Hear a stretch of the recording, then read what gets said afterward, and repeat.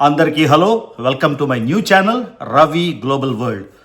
ఏవైతే geo politics videos నాకు 1000 సబ్స్క్రైబర్లు దాటగానే పెడతా అన్నానో ఇప్పుడు ఇంచుమించుగా 1300 సబ్స్క్రైబర్లు అయితే ఉన్నారు.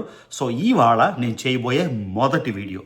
సో అందుకని ఎవరైనా ఈ వీడియో చూస్తున్నట్టయితే మర్చిపోకుండా ఈ ఛానల్కి సబ్స్క్రైబ్ చేసుకోండి. అలానే రవి తెలుగు ట్రావెలర్ ఛానల్ కూడా సబ్స్క్రైబ్ చేసుకోండి. ఇది మొదటి వీడియో కాబట్టి ఈ ట్రాక్షన్ వచ్చే వరకు వ్యూస్ ఎక్కువ రావు, కానీ ఇది బిల్డ్ చేసుకుంటూ పోవాలని దీన్ని ఒక కంప్లీట్ జియో పాలిటిక్స్ ఛానల్గా చేయాలని నా ఉద్దేశం. కాబట్టి we start with this first video, Ravi global world. మర్చిపోకుండా సబ్స్క్రైబ్ చేసుకోండి. We've had a number of substantive discussions with the Iranians. That's the good news. The bad news is that we have not reached an agreement, and I think that's bad news for Iran much more than it's bad news for the United States of America. So we go back to the United States having not come to an agreement. So hearing from the horse's mouth antaru kada. So చాలా important, none other than the vice president of the United States of America. So Pakistan ఇస్లామాబాద్లో జరిగిన చర్చలు విఫలం. ప్రస్తుతానికి ఏ agreement complete చేసుకోకుండా ఆయన American delegation అయితే వాషింగ్టన్ డీసీ అంటే వెనక్కి అమెరికా వెళ్ళిపోయారు అని జేడీ వాన్స్ అయితే చెప్పారు. సో ఇది చాలా important step are important deal negotiation.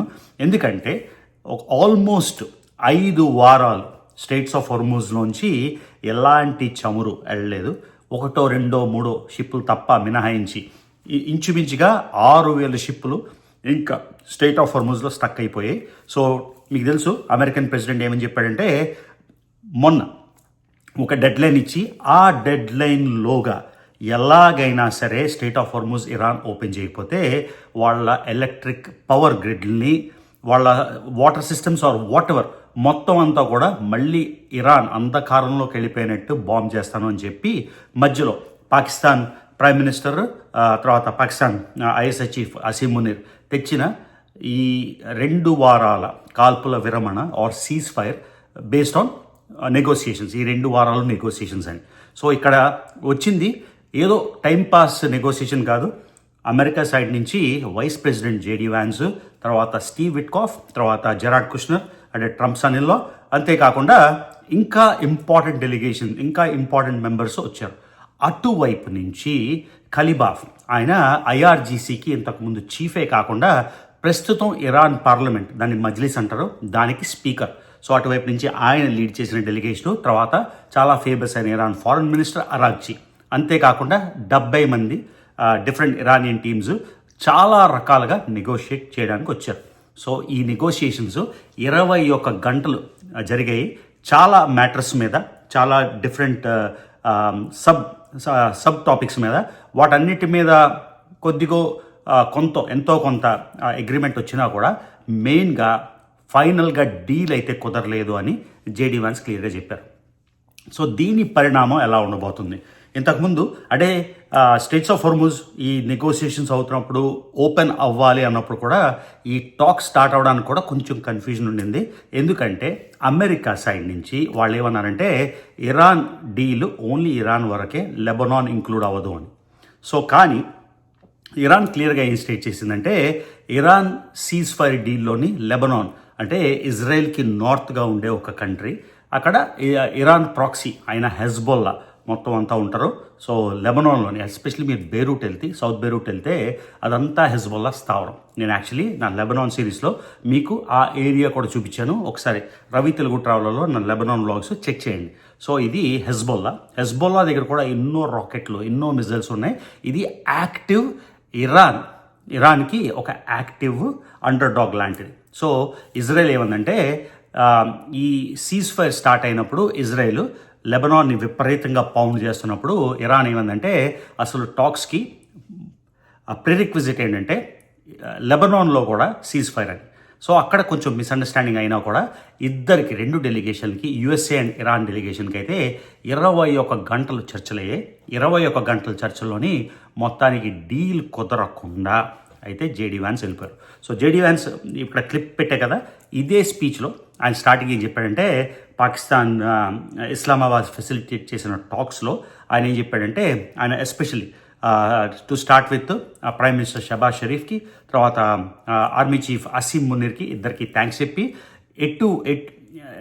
Pakistan ప్రమేయం ఎటువంటిది లేదు ఈ టాక్స్ విఫలం అవ్వడానికి అని చెప్తూ మొత్తానికి ఆయన ఎక్స్ప్లెయిన్ చేసింది ఏంటంటే 21 గంటల తర్వాత ఇరాన్ చాలా వాటికి అమెరికా పెట్టిన బ్లూ ప్రింట్కి ఇరాన్ ఒప్పుకోలేదని, అందుకని ప్రస్తుతానికైతే అంటే టాక్స్ విఫలం అని మనం అనకూడదేమో, ఎలాంటి డీల్ లేకుండా డెలిగేషన్ అయితే అమెరికా వెళ్ళిపోయిందని. So next phase of talks ఉంటాయా, నెగోషియేషన్స్ ఉంటాయా, ఇంకా లోవర్ డెలిగేషన్ అంటే ఈ టాప్ పీపుల్ అయితే ఇక్కడ నెగోసియేషన్స్లో పాల్గొన్నారు, వాళ్ళు కాకుండా లోవర్ ర్యాంక్స్తోని ఇంకా ఏమైనా డిస్కషన్ జరుగుతాయా అన్నది చూడాలి.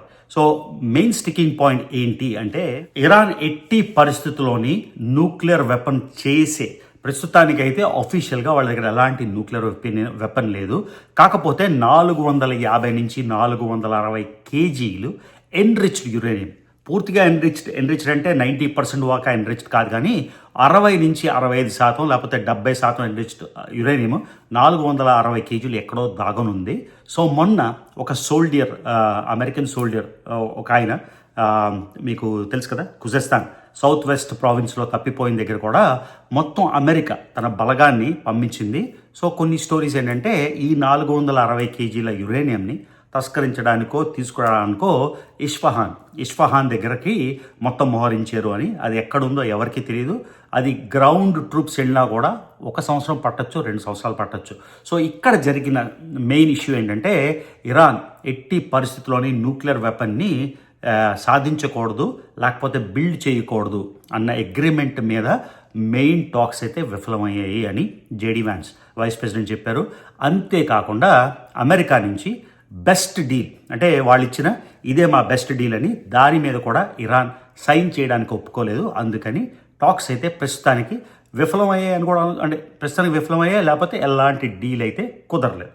సో న్యూక్లియర్ వెపన్స్ అనేది most important sticking points. So మీకు ఆల్రెడీ లాస్ట్ వీడియోలో నేను చెప్పాను 10 పాయింట్స్, వాళ్ళు మోస్ట్ ఇంపార్టెంట్ 10 పాయింట్స్ మీద ఈ డిస్కషన్ అంతా కుదిరింది. అందులోని మోస్ట్ ఇంపార్టెంట్ ఏంటంటే అఫ్కోర్స్ న్యూక్లియర్ వెపన్ ఎట్టి పరిస్థితుల్లో ఇరాన్కి రాకూడదని, అక్కడ మేజర్ టస్సల్ అయితే. సో ఇప్పుడు ఈ టాక్స్లోని ఎలాంటి డీల్ రీచ్ అవ్వలేదు కాబట్టి స్ట్రైట్స్ ఆఫ్ హోర్ముజ్ ఏమవుతుంది, స్ట్రైట్ ఆఫ్ హోర్ముజ్ ఓపెన్ ఉంటుందా, క్లోజ్ ఉంటుందా?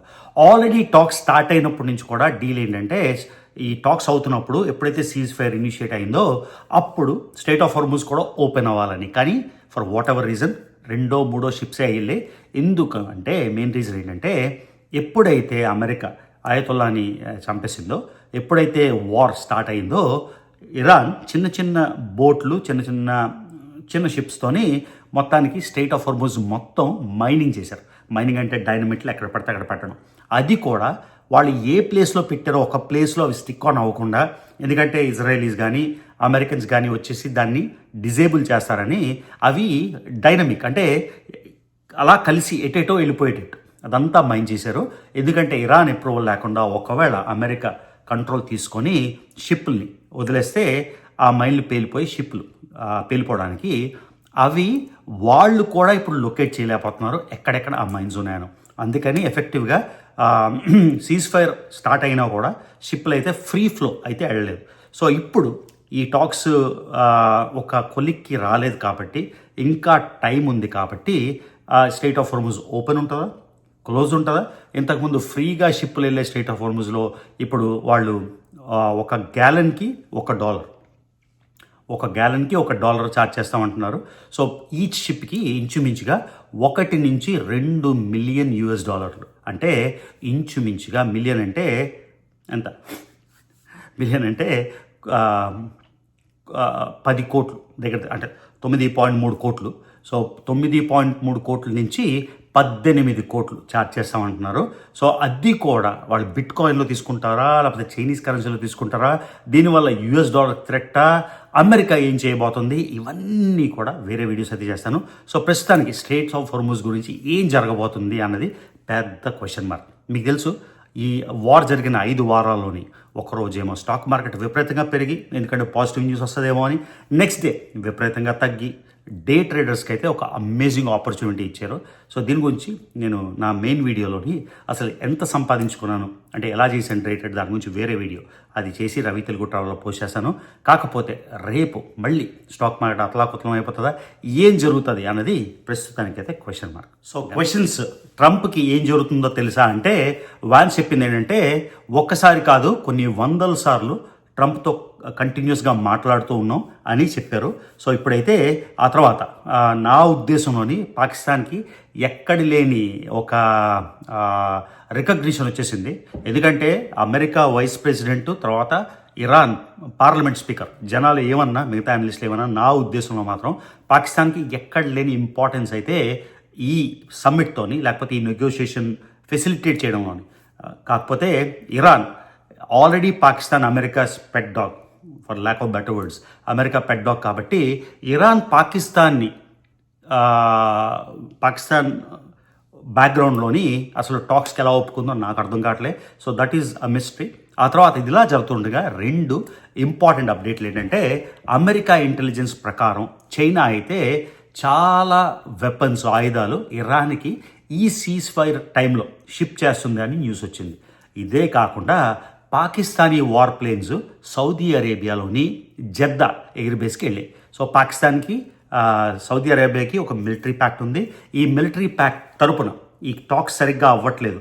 నేను యాక్చువల్లీ ఈవినింగ్ జిమ్లోని గురుజీతో మాట్లాడుతుంటే ఆయన ఏమన్నారంటే పాకిస్తాన్ ప్లేన్స్ ఆల్రెడీ సౌదీ అరేబియాకి రీచ్ అయ్యాయి అంటే టాక్స్ సరిగ్గా అవ్వట్లేదని అర్థమేమో అని ఆయన కామెంట్ చేశారు. సో అలానే ఇంటికి వచ్చేసరికి ఇదే జరిగింది. So Pakistan and Saudi Arabia ఉంది కాబట్టి సో సౌదీ అరేబియాకి ఇరాన్కి కూడా పడదు కాబట్టి ఒకవేళ మళ్ళీ వార్ అంటూ బ్రేక్ అయితే సౌదీ అరేబియా యాక్టివ్గా పార్టిసిపేట్ చేస్తుందా ఇరాన్కి అగేన్స్ట్గా, ఇవన్నీ మనం వేచి చూడాలి. ఓకేనా. సో ఇది గైస్ మన ఫస్ట్ వీడియోకి సక్సెస్ఫుల్గా కంప్లీట్ చేసేసాను రవి గ్లోబల్ వరల్డ్లో.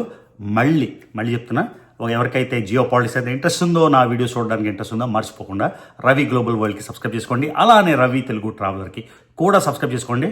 మళ్ళీ చెప్తున్నా, ప్రతిరోజు వితౌట్ బయాస్ మీకు ఉన్నది ఉన్నట్టు రిపోర్టింగ్ చేస్తాను. నా బయాసెస్ పర్సనల్ బయాసెస్ ఒకలాగున్నా ఒక వ్యూ పాయింట్ మనం డెఫినెట్గా చూస్తాం. ఇరాన్ అమెరికా ఇజ్రాయెల్ వార్లోని దానికి కౌంటర్ పాయింట్ లాగా లేకపోతే other side of the coin కూడా మీకు డెఫినెట్గా ఎక్స్ప్లెయిన్ చేస్తాను. సో మర్చిపోకుండా రవి గ్లోబల్ వరల్డ్కి సబ్స్క్రైబ్ చేసుకోండి. అలానే రవి తెలుగు ట్రావెలర్కి ఇంకా సబ్స్క్రైబ్ చేసుకున్నట్టయితే దానికి సబ్స్క్రైబ్ చేసుకోండి. So see you in the next video.